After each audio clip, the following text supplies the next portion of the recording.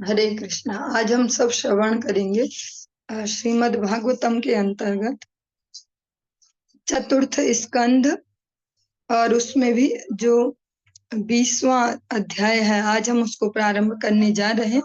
19 अध्याय हमारे संपूर्ण हो गए हैं। ओम नमो भगवते वासुदेवाय। ओम नमो भगवते वासुदेवाय। ओम नमो भगवते वासुदेवाय।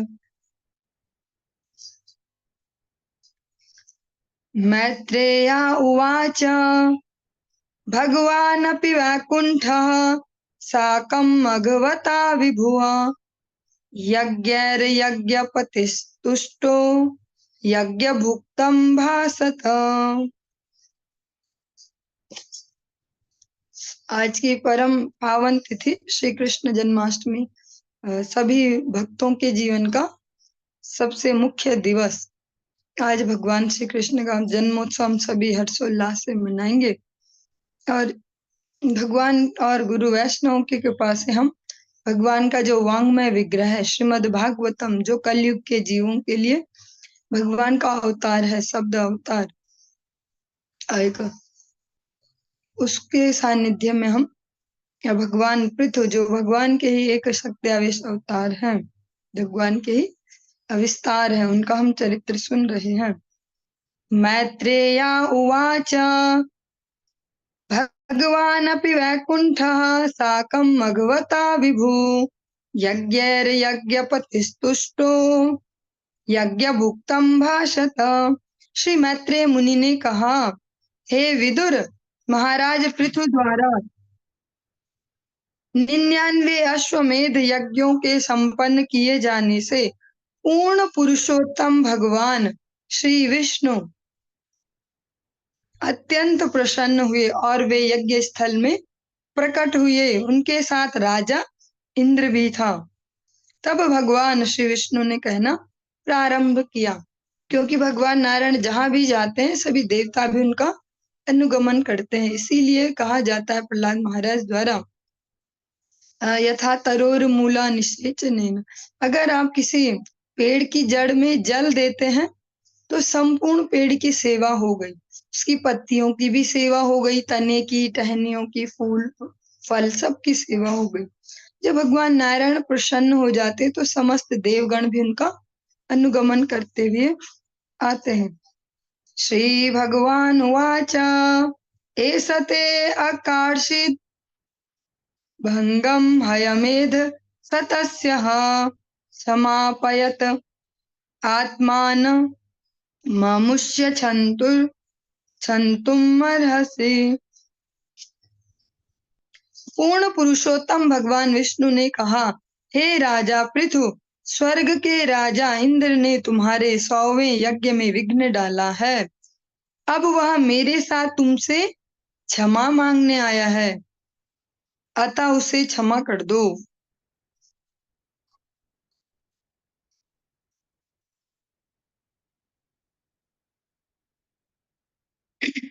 सुधियः साधवो लोके नरदेव नरोत्तमा नाभिद्रुह्यन्ति भूतेभ्यो यर्हि नात्मा कलेवरम।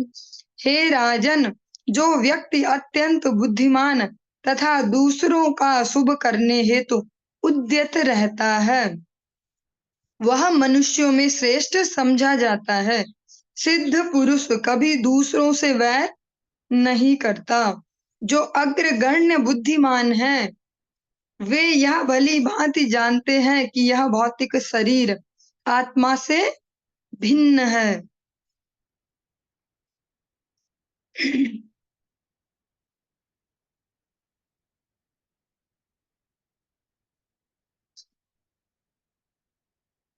भगवान नारायण स्वयं कहते हैं महाराज पृथु को, इंद्र को केंद्र में लेते हुए इस प्रकार से कि जो भी बुद्धिमान है वास्तव में वो हमेशा दूसरों के भलाई में लगता है, कभी भी उनसे वैर नहीं लेता या उनका बुरा करने में नहीं लगा रहता। हमेशा वही श्रेष्ठ भी है, वही मनुष्य श्रेष्ठ भी है।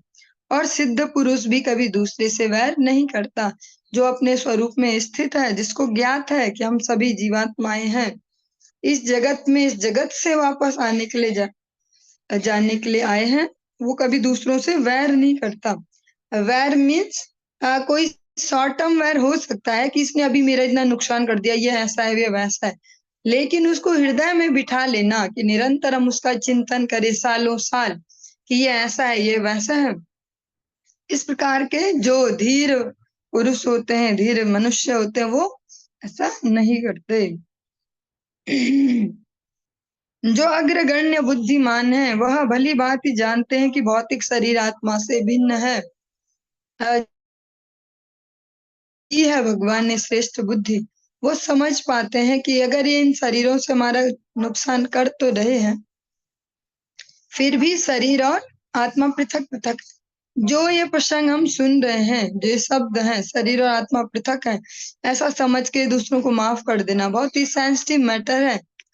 और इसको हमें कह सकते हैं सावधानी पूर्वक समझना होगा। ऐसा भी नहीं होगा कि हम हर बार, कोई बार बार हमारा कुछ नुकसान करते जा रहा है और हम यही विचार करें, ये बेचारा तो मूर्ख है, आत्मा तो हमेशा शुद्ध होती है, भगवान का अंश है, इसका शरीर कर रहा है ये गलती। ऐसा भी नहीं करेंगे वहां पर विचार प्रैक्टिकली, क्योंकि ये परमहंसों के आचरण है, वो छोड़ देंगे ऐसे। लेकिन जो उनसे नीचे के वर्ग है, सामान्य मनुष्य, उन्हें यथोचित वहां पर व्यवहार करना होता है। अगर उदाहरण के लिए कोई चोर हमारी चोरी करके जाए, हम सोचे कि बेचारा ये तो ना, इसकी तो बुद्धि माया द्वारा हल्ली गई है, और ये इसके शरीर तो अलग होता, आत्मा अलग होती है, इसको कुछ दंड न दिलवाया जाए, तो वहां पर ऐसा सोचना गलत होगा। यही सेम बात हम परमहंसों के आचरणों में, चरित्रों में देखते हैं। हाँ, वो माफ कर देते हैं वहां पर चोरों को भी, बड़े बड़े जो कर देते हैं गलतियां, लेकिन जो अभी कनिष्ठ है या नॉर्मल ह्यूमन बीइंग है, उसमें देखना होगा किस प्रकार का कृत्य किया है, कितना इसको माफ किया जाना चाहिए, कितना इसको उसका दंड देना चाहिए। क्योंकि हम श्रीमद् भागवतम के अंतर्गत सुन रहे हैं परमहंस संहिता, तो परमहंस तो जीवात्मा रूप में सबको दर्शन करते हैं कि अरे ये तो माया से ग्रसित है, इसलिए ऐसा कर रहे हैं। ऐसा एग्जाम्पल भी यहाँ पर एक जो तात्पर्य एग्जाम्पल भी थोड़ा सा डिफरेंट दिया गया है। एग्जाम्पल दिया गया है कि कोई पागल आदमी हो, मानसिक रूप से विक्षिप्त हो, वो किसी की हत्या कर दे, तो अभी भी देखा जाता है जो ये मनुष्यों की जो अदालतें हैं, जहाँ पर न्याय व्यवस्था जो है, वहां पर उस विक्षिप्त व्यक्ति को छोड़ दिया जाता है कि इसका तो जब दिमाग ठिकाने ही नहीं है, तो इसको सजा भी क्या देनी है और इसको क्या पता। ये एग्जाम्पल भी सही होगा, पर हम सब इसको प्रैक्टिकली अप्लाई नहीं करते जाएंगे हर जगह। हमें इसे सूक्ष्मता से समझना होगा, सीखना होगा, विचार करके अपना रिएक्शन देना होगा। पुरुषा यदि मुह्यन्ति त्वादृशा देव मायया शम एव परम जातो दीर्घया वृद्ध सेवया। यदि तुम जैसा पुरुष, जो पूर्व आचार्यों के आदेशों के अनुसार कार्य करने के कारण इतना उन्नत है, मेरी माया से मोहग्रस्त हो जाए, तो तुम्हारी समस्त सिद्धि को समय का अब अपव्यय मात्र ही समझा जाएगा। इसको हम ध्यान से सुनेंगे। यहाँ पर स्वयं पूर्ण पुरुषोत्तम भगवान नारायण अपने ही अंश विस्तार जो महाराज पृथु हैं, उनको उपदेश कर रहे हैं कि, और वो उनको इसलिए बोल रहे हैं ये, क्योंकि वो तो है ही, उनका तो स्टैंडर्ड हाई है, भगवत विस्तार है, तो वो वहां पर उनको कन्विंस कर रहे इंद्र को क्षमा करने के लिए। इंद्र ने जब कितने बड़े बड़े कुकृत्य किए, वो कहते हैं कि अगर आप भी मायाग्रस्त हो जाओ, मोहग्रस्त हो जाओ मेरी जड़ प्रकृति के अंतर्गत, तो फिर जो तुमने इतना कुछ अभी तक सिद्धियां प्राप्त की है, इतना श्रम किया है, ये तो फिर वेस्ट ऑफ टाइम हो जाएगा, वेस्ट ऑफ एनर्जी हो जाएगा आपका।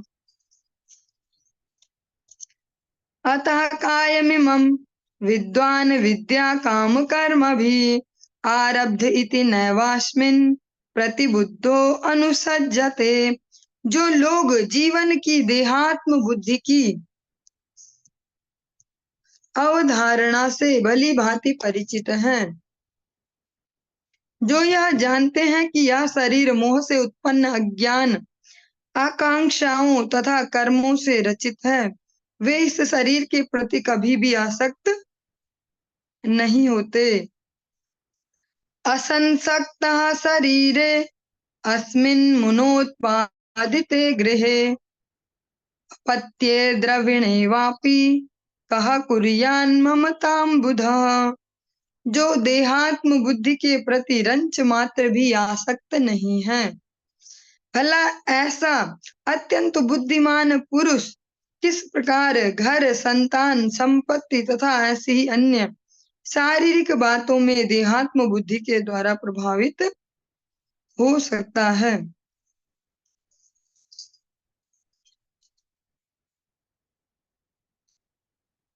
एकः शुद्धः स्वयं ज्योतिर् निर्गुणो अशो गुणाश्रयः सर्वगो अनावृत्तः साक्षी निरात्मात्मनः। आत्मा एक शुद्ध, अभौतिक तथा स्वयं तेजमय है। वह समस्त उत्तम गुणों का आगार एवं सर्वव्यापक है। वह किसी भौतिक आवरण से रहित और समस्त कार्यों का साक्षी है।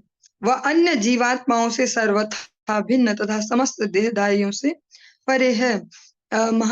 महाराज पृथु को भगवान नारायण शरीर और आत्मा का अंतर स्पष्ट करते जा रहे हैं। उनको तो पता है ही, भगवान उनको लक्ष्य करके हम सभी के लिए उपदेश कर रहे हैं, क्योंकि वे तो स्वयं भगवान के अंश अवतार हैं। ऐसा कैसे हो सकता है कि उनको ये नॉलेज नहीं है और वे मूढ़ता में कुछ कार्य करें। बस भगवान उनको लक्ष्य करके हम सभी के निमित्त ये कह रहे हैं। जो आत्मा है वो शरीर से बिल्कुल पृथक है और शुद्ध है, अभौतिक है, भौतिक नहीं है, भौतिक वस्तु नहीं है। समस्त भौतिक वस्तुओं का नाश भी निश्चित है, जन्म भी है तो नाश भी है, लेकिन आत्मा का न तो जन्म कोई बता सकता कब हुआ था और न कोई असमाप्ति बता सकता है कि जीवात्मा कब नष्ट होगी। वह समस्त उत्तम गुणों का आगार, सब जो सुंदर से सुंदर गुण हैं उन सब की वो खान है जीवात्मा, और सर्वव्यापक है। भगवान का एक सेवक रूप में अंश होने के कारण वो भगवान के गुणों को धारण करती है। वह भौतिक आवरण से रहित और समस्त कार्यों का साक्षी है। जो भी हमारी इन इंद्रियों द्वारा जो भी कार्य किए जाते हैं, जो आत्मा है हमारे इस शरीर के ही अंदर, वो इन सब का साक्षी है। क्योंकि जब हम बोल रहे हैं तो इसमें वाग इंद्री लग रही है, बोलने वाली, देखने में देखने की इंद्रियां, ये सब तो इंद्रियों से चल रहा है। मन अलग से कार्य कर रहा, अहंकार अलग से कार्य कर रहा। जीवात्मा इन सब से भिन्न है। वो इन शरीर के अंदर साक्षी रूप से हमारी सब क्रियाओं को देखती है। जैसे हम कह देते हैं ना, अच्छा बुरा सब भगवान की ही मर्जी से होता है, लेकिन ऐसा नहीं है। हमें भगवान ने हमें बहुत बड़ा फंक्शन एक दिया हुआ है, सिस्टम दिया है। इंद्रियां अलग से दी हुई है, मन दिया है, बुद्धि अलग से दी है। इस शरीर में आत्मा के अतिरिक्त मन, बुद्धि, अहंकार और ये इंद्रियां अलग से इतना कुछ दिया है। तो ये सब मिलकर जो क्रियाएं करते हैं, काम करते हैं, जो भी कहीं पर भी अपनी एनर्जी लगाते हैं, जो कुछ भी एक्टिविटीज की जाती हैं, वो जीवात्मा उनका साक्षी रहता है। वो देखता है क्या क्या कर रहे हैं। वह अन्य जीवात्माओं से सर्वथा भिन्न और समस्त देहधारियों से परे है। इन देहों से वो बिल्कुल अलग है। य एवं संतमात्मान मात्मस्थं वेद पुरुषः नाज्यते प्रकृतिस्थोपि तद्गुण समयि स्थितः। ऐसा व्यक्ति जो परमात्मा तथा आत्मा के पूर्ण ज्ञान को प्राप्त होता है, वह भौतिक प्रकृति में रहते हुए भी उसके गुणों से प्रभावित नहीं होता, क्योंकि वह सदैव मेरी दिव्य प्रेमा भक्ति में स्थित रहता है। और जो जितना, अगर सरलता से हम सरल भाषा में इस श्लोक का सार समझना चाहें, जो जितना भगवान से अट्रैक्ट रहेगा, जो जितना सेवाओं में वास्तविक रूप से व्यस्त रहेगा, उसमें फिर मोहग्रस्त होना, मायाग्रस्त होना उतनी ही मात्रा में कम होता जाएगा। जितना हम इसको अगर थोड़ा-सा और एक सरल सा एग्ज़ाम्पल लेते हैं। हमारा पेट है, जैसे हमारा उदर है, अगर हमने भगवान का प्रसाद भगवान को अर्पित किए, जो भी करते हैं हम भोग बना के, वो अर्पित करें और पेट को फिट करके भर के रखें, भगवान को निवेदित प्रसाद से, तो फिर हम बाज़ार से गुज़र लें, कितनी बहुत सुंदर-सुंदर दुकानें, कितने अच्छे रेस्टोरेंट खुले, कितनी अच्छी ठेलियों में भी कुछ सामान बिक रहा है ऐसे अलग-अलग खाने-पीने का, तो फिर उधर मन नहीं जाएगा। लेकिन हम भूखे पेट घूमते जा रहे हैं, भगवान का प्रसाद नहीं खाया तृप्ति से, भगवान को भोग भी नहीं लगाया, ऐसे अतृप्त असंतुष्ट होकर सारी दुनिया में घूमे। सारी दुनिया के अगर एक भी हमको कोई खाने-पीने के सामान की दुकान दिख गई, तो अवश्य हम वहाँ घुसेंगे, बोलेंगे अभी तो जान बचानी भैया, तुम्हें ही पड़ी ज़्यादा ऐसे कि भगवान और ये, हमें तो अपनी जान बचानी। तो अवश्य हम गलत जगह प्रवृत्त होंगे। जब हम भगवत सेवा में नहीं है तो हम जगत सेवा करेंगे, माया सेवा करेंगे, क्योंकि ये हमारा वास्तविक स्वभाव है। अतः जो जितना अपने जीवन को, अपने मन, बुद्धि, अहंकार, अपने इंद्रियों को भगवत सेवा में, हरि गुरु वैष्णव सेवा में नियुक्त करते जाता है, उसी मात्रा में जीवन सरल होते जाता है उनके लिए। ये जो चिक-चिक भरा और अनेक-अनेक समस्याओं भरा जगत है ना, भगवत भक्तों के लिए ऐसा नहीं होता। वो उसको यथार्थ रूप में देख पाते हैं कि ये भगवान की माया द्वारा संचालित हो रहा है। वो कभी हाई डिप्रेशन में भी नहीं जाते, क्योंकि वो जानते हैं कि सुप्रीम कंट्रोलर भगवान है। वो कभी हाई घमंड में, हाई गर्व में भी नहीं जाते, क्योंकि वो जानते हैं कि भगवान सुप्रीम कंट्रोलर हैं। अभी थोड़ी-सी चुटकी बजाएँगे और मुझे धरती पे उतार देंगे। तो उनमें कोई भी ऐसा कुछ भी एक्सेस मात्रा में नहीं जा पाता कोई भाव। सरल शब्दों में जितना हम जीवन को भगवत सेवा में, गुरु वैष्णव सेवा में, भगवत नाम में लगाते जाएँगे, ग्रंथ अध्ययन, भगवान का अ कथा प्रसंग श्रवण करना, भगवान का नाम जप करना, इन क्रियाओं में जितना अधिक समय को एंगेज करते जाएँगे, जितना एनर्जी लगाते जाएँगे, उतना भौतिक कार्यों को ईज़िली कर पाएँगे। ऐसा नहीं सिखाया जा रहा कि आप बस भगवान, भगवान करो, रात-दिन काम-धंधे मत करो। लेकिन जब हम अपनी एनर्जी सही जगह लगाते हैं, तो हमारी क्रिएटिविटी बढ़ जाती है, हमारी डिसीज़न मेकिंग भी सुधर जाती है। जिन कामों को बिना भगवद आश्रय के, बिना नाम जप के हम 1-1, 2-2 घंटे में करते हैं, अतिशयोक्ति में ना कहें तो भगवत नाम जप करके भगवद आश्रय में उसको हम 20 मिनट के अंदर-अंदर कंप्लीट कर लेंगे और वो भी शांतिपूर्वक। क्योंकि इतना हमारी एक्यूरेसी बढ़ जाती है डिसीजन मेकिंग की, कोई कार्य को करने की, धैर्य बढ़ जाता है, क्षमताएँ बढ़ जाती हैं, परफेक्शन बढ़ते जाता है। क्योंकि भगवान में ये सब गुण हैं। भगवान कभी भी कहीं पर भी अधीर नहीं दिखते किसी भी परिस्थिति में। वो हर बड़ी से बड़ी समस्याओं को भी इज़िली हैंडल कर लेते हैं, धैर्यपूर्वक ऐसा आइडिया निकाल लेते हैं, धैर्य से हैंडल करते हैं। पागल नहीं हो जाते, अपने आस-पास वालों को सबको पगलाते नहीं, तुम्हारी वज़ह से ऐसा-तैसा। तो भगवान जो भगवान को जितनी मात्रा में सरेंडर करते जाता है, भगवान के गुण उनमें उतनी मात्रा में आते जाते हैं। इसका एक अजीब-सा एग्ज़ाम्पल भी दे सकते हैं। अजीब इसलिए कह रही हूँ कि थोड़ा सुनने में अजीब लगेगा, लेकिन है प्रैक्टिकल। और कई बार आपने ये गुरुदेव की कथाओं में या अन्य-अन्य वैष्णव की कथाओं में कभी सुना होगा।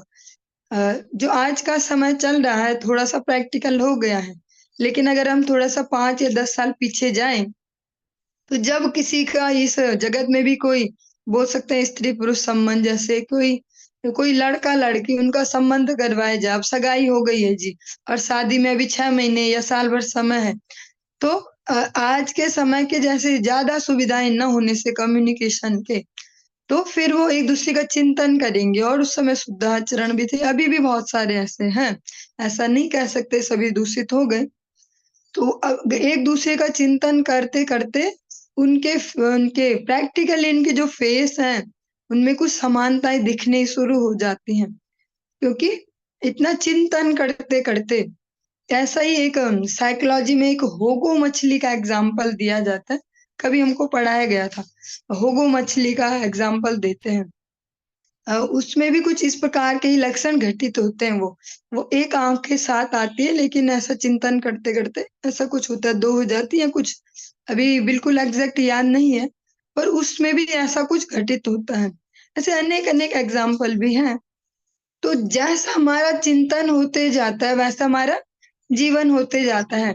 आप सभी ने अभी प्रैक्टिकली सोशल मीडिया के थ्रू, टीवी न्यूज़ के थ्रू जैसे श्रवण किया होगा, कोलकाता का एक बहुत बड़ा ऐसा केस व्यभिचार वाला कह सकते हैं एक बहुत ही ऐसा सेंसिटिव प्रसंग सुना, जहाँ एक डॉक्टर के साथ दुष्कर्म का एक केस चला।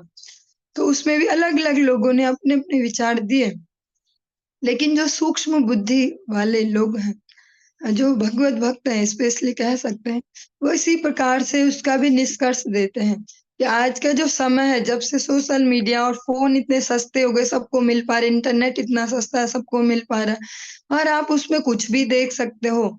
कुछ भी देख सकते हो, कहीं से भी कोई सी भी वेबसाइट ऐसी खोल लो, कोई भी ऐसा खोलो, कुछ भी देखो। तो जिस व्यक्ति को उसमें मुख्य आरोपी के तौर पर दिखाया जा रहा है, उसके लिए भी सबने यही कहा कि वो इस प्रकार की चीज़ें देखता था रात-दिन, अपना वैवाहिक जीवन भी उसका सही नहीं था, अपना भी उसका डिवोर्स हो रखा था या ऐसे विक्षिप्त मानसिकता में इतना गलत चीज़ें देख-देख के वैसी मानसिक चिंतन बढ़ते जाएगा। फिर जीवन से सेंसिटिविटी खत्म हो जाएगी, वैसी क्रियाएँ भी करेंगे, बिना परिणाम सोचे। कामातुराणाम न भयम न लज्जा, शास्त्रों का वचन है। किसी भी प्रकार की कामना ये तो एक प्रकार की हो गई, किसी भी प्रकार की कामना अगर प्रबल हो जाए विशेषकर स्त्री-पुरुष संबंध में ही इसको कहा गया है, कामातुराणाम न भयम न लज्जा। फिर उनको न भय रहता है और न लज्जा रहती है। प्रैक्टिकली उनका डर खत्म हो जाता है निष्कर्ष के प्रति और लज्जा तो होती ही नहीं है। ये किस वजह से हो रहा है? संग की वजह से। जैसा हम संग करते जा रहे हैं, जिस प्रकार के हमारे चिंतन होते जाएगा निरंतर संगति करते-करते, इसलिए ये बहुत ही सूक्ष्म श्लोक है। जित अगर हम अपनी चेतना को भगवत चिंतन में लगाएँ भ और ये कैसे होगा? प्रैक्टिकली। भगवान कपिल ने अपनी माता देवहूति को कहा और आप सभी ने भी श्रवण किया। भगवान ने भी प्रैक्टिकली यही उपदेश अपनी माता को दिया, यही सलाह दी अपनी माँ को, पर्सनल माँ को। ये नहीं कि बहुत सारी जो माता जी। अपनी स्वयं की माता को यही उपदेश दिया कि भक्तों का संग भक्तों के संग के अलावा कोई और ऐसी जादू की दवाई, कोई जादू की छड़ी नहीं है, जिससे हम बोले कि हमारे जीवन में कुछ चेंज आ जाए। भक्तों के संग करने से प्रैक्टिकली हमारे जीवन में चेंजेस आते जाते हैं। अगर हम सोचे हम घर बैठे-बैठे हम माला तो जप करते ही हैं, भोग भी लगाते हैं, आरती भी करते हैं, हम बदल जाएँगे, हमारे जीवन में कुछ बदले, बहुत मुश्किल है। भक्तों का जब संग करेंगे, प्रैक्टिकली उनसे भाव विचारों का आदान-प्रदान करेंगे, जिस प्रकार से रूप गोस्वामी जी भी अपने उपदेशामृतम में कहते हैं, आप सभी ने स्मरण भी किया था उपदेशामृतम, ददाति प्रतिगृह्णाति अ, गुह्यमाख्याति पृच्छति भुक्ते भोजयते चैव षड्विध प्रीति लक्षणम। भक्तों के साथ इन क्रियाओं को करेंगे, 6 प्रकार की क्रियाएँ, भावों का आदान-प्रदान, तो भक्ति में रुचि बढ़ेगी। भक्ति घर बैठ के नहीं आती रुचि कि सोशल मीडिया पे कुछ खोला हम सुनते हैं, जी रोज़ सुनते हैं, कथा सुनते हैं, हम ये करते हैं। भक्तों का प्रैक्टिकली संग करेंगे, उनसे भाव विचार उनको देंगे, उनसे लेंगे, उनके साथ बैठ के कीर्तन करें, साथ बैठ के कथा श्रवण, साथ में कुछ डिस्कशन चलो ऐसी तैयारी करते हैं, ठाकुर जी का बर्थडे आ रहा है, ठाकुर जी का जन्मोत्सव आ रहा है या ऐसा कुछ है, एकादशी आ रही है ऐसे। आपस में जब ऐसा आदान-प्रदान करेंगे तो भक्ति वर्धित होती है। इसीलिए बहुत ही आवश्यक है हमारा चिंतन, हम किस दिशा में लगाते हैं, हम कैसा संग करते हैं। जितना हम सही जगह एंगेज करते जाएँगे खुद को, उतना गलत जगह से खुद छूटते जाएँगे। इस समय में कोई भी एक भी जीवात्मा ये कभी गर्व से नहीं बोल पाएगा, कॉन्फिडेंस से भी कि भैया हमको तो कोई बिगाड़ नहीं सकता, हम तो बहुत बढ़िया हैं। क्योंकि यहाँ कभी नहीं पता किस सेकंड में हमारे जीवन में क्या होने वाला है। कौन-सा संग हमारा कौन-सा 1 सेकंड का भी संग हमने कौन-सा ऐसा कोई ऐसा दृश्य देख लिया या क्या कुछ ऐसा शब्द सुन लिया, जो हमारी चेतना को दूषित करे और तुरंत तो नहीं होगा, कभी-कभी तुरंत भी होता है और कभी-कभी बहुत लॉन्ग टर्म में भी वो रिज़ल्ट आता है। बीज वहाँ बोए जाते हैं हमारी चेतना में। तो बहुत आवश्यक है अपने को सही जगह एंगेज करना। यह यह स्वधर्मेण माम नित्यम निराशीह श्रद्धयान्वितः भजते सनकैस्तस्य मनोराजन प्रसीदति। पूर्ण पुरुषोत्तम भगवान श्री विष्णु ने आगे कहा, हे राजा पृथु, जब कोई अपना वृत्ति परक कर्म करता हुआ किसी भौतिक लाभ के उद्देश्य के बिना मेरी प्रेममयी सेवा में लगा रहता है, तो वह अपने अंतःकरण में उत्तरोत्तर संतुष्टि प्राप्त करता है।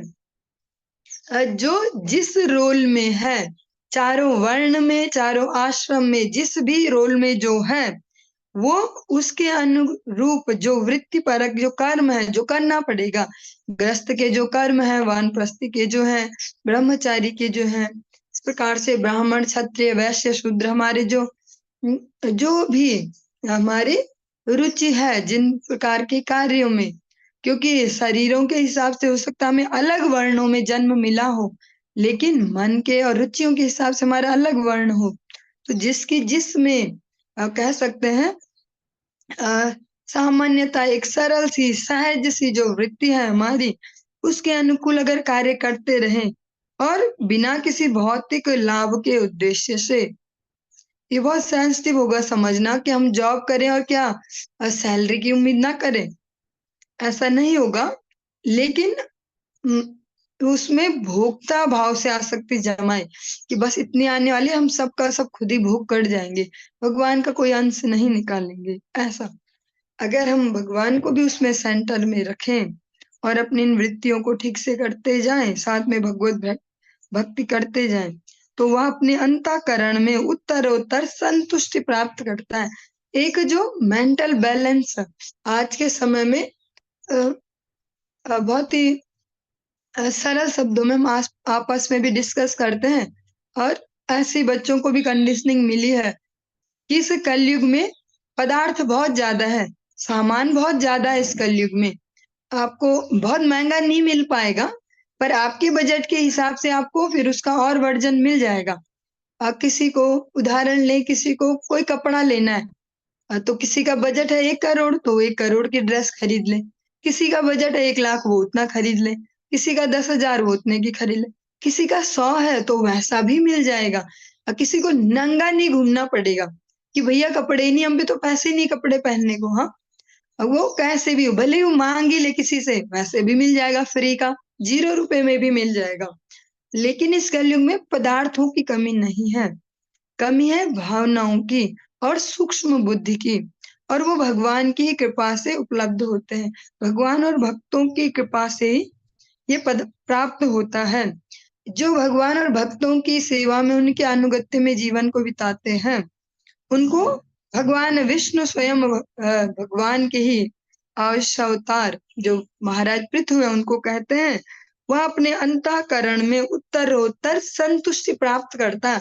उसको कभी भी ऐसा अजीब सा डर नहीं आ जाएगा जीवन में, क्या होने वाला हमारा, हम क्या खाएंगे, हमारा ये हो जाएगा, हमारा वो हो जाएगा, हम तो बस अब लुट गए, हमारा तो ये सब हो गया, ऐसा सब उसमें फीलिंग नहीं आएगी। उसको पता है कि जब हमने भगवान को सरेंडर किया है, तो भगवान को भी हमने मौका दिया पूर्ण हस्तक्षेप करने का हमारे जीवन में। भगवान ही रक्षा करता है। भगवान स्वयं कहते हैं कि अहम सर्वस्य प्रभवो, मैं सबका प्रभु हूँ। तो प्रभु पर भरोसा भी करना पड़ेगा। जो हमारे सहज वृत्ति है, ये बहुत ही वैसे अलग से एक्सप्लेन करने वाला टॉपिक है, अभी समय तो नहीं है। सहज वृत्ति को समझ पाना, इसको बहुत ही सूक्ष्म ये विचार है।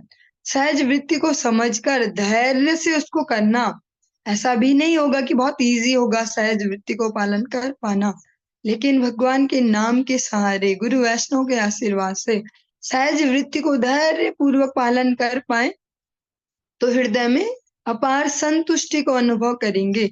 हम ज्यादा से ज्यादा पदार्थ अपने पास संग्रह कर ले, ज्यादा से ज्यादा लोग हमें मानने वाले, पूछने वाले हैं, हमारा ज्यादा से ज्यादा ये सब, लेकिन ये हमें आत्म संतुष्टि नहीं दे सकता। ये हमें किसी भय से नहीं बचा सकता। जो भय है और जो कमी वाली जो फीलिंग है, जो संतुष्टि नहीं आ पा रही, वो हर मनुष्य को अकेले झेलनी होती है, उसको कोई बांट नहीं सकता। किसी के मन में ये भाव चला जाए, हम पे कुछ नहीं, हम पे कुछ नहीं, हम कंगाल, हम कंगाल, हमको कुछ नहीं, हम पे कुछ नहीं, उसको कोई दूर नहीं कर पाएगा। कितने ही बड़ी-बड़ी बातें उसके सामने कह लो, उसको कोई हटा नहीं पाएगा। किसी में कोई अलग प्रकार से कोई भय चला जाए या किस प्रकार का भी, तो उसको कोई हटा नहीं पाएगा।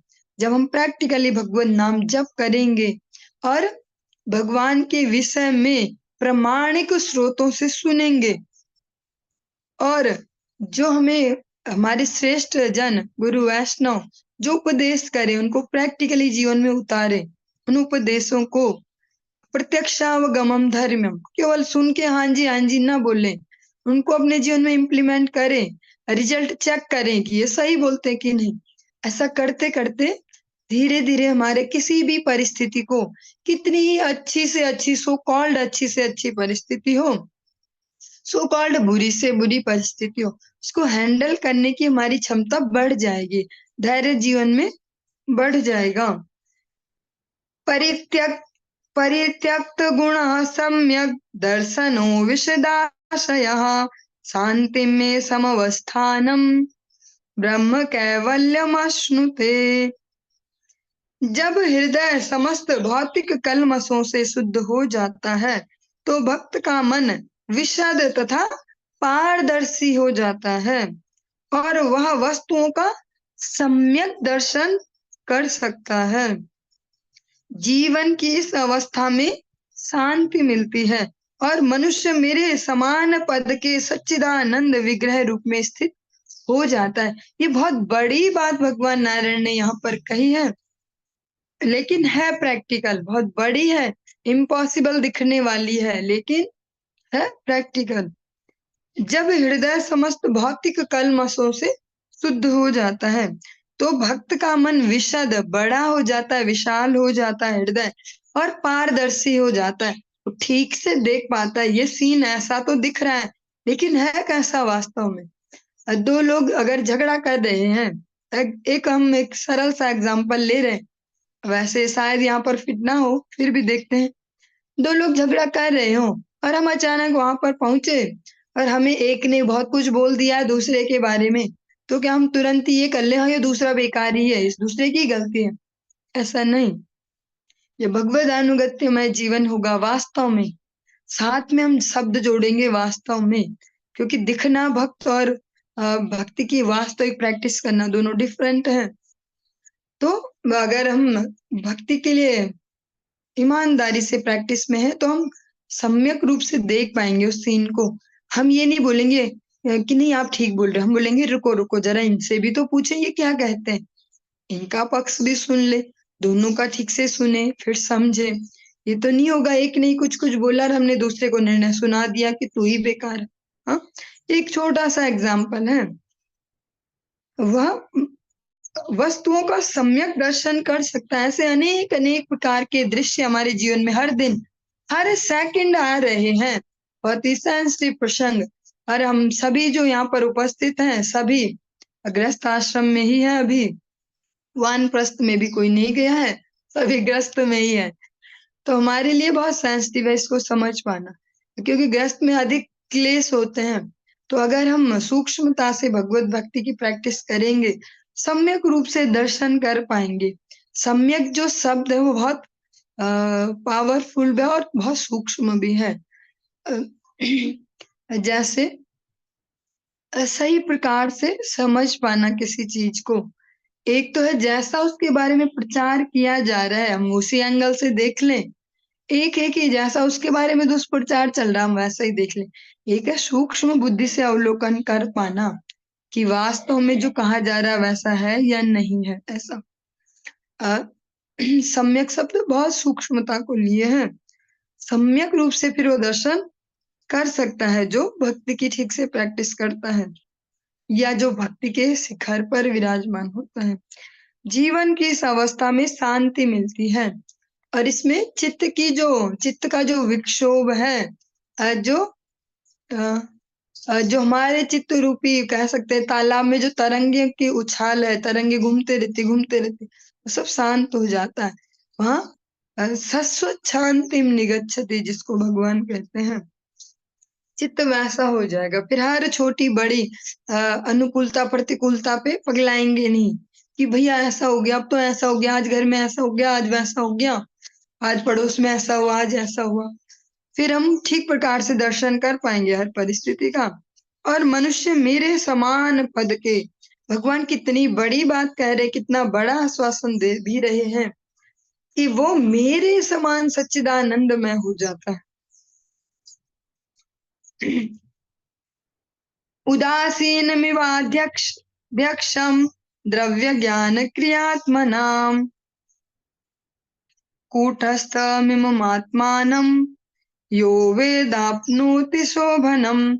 जो कोई भी यह जानता है कि 5 स्थूल तत्वों, कर्मेंद्रियों, ज्ञानेंद्रियों तथा मन से निर्मित यह भौतिक शरीर केवल स्थिर आत्मा द्वारा संचालित होता है, वह भौतिक बंधन से मुक्त होने योग्य है।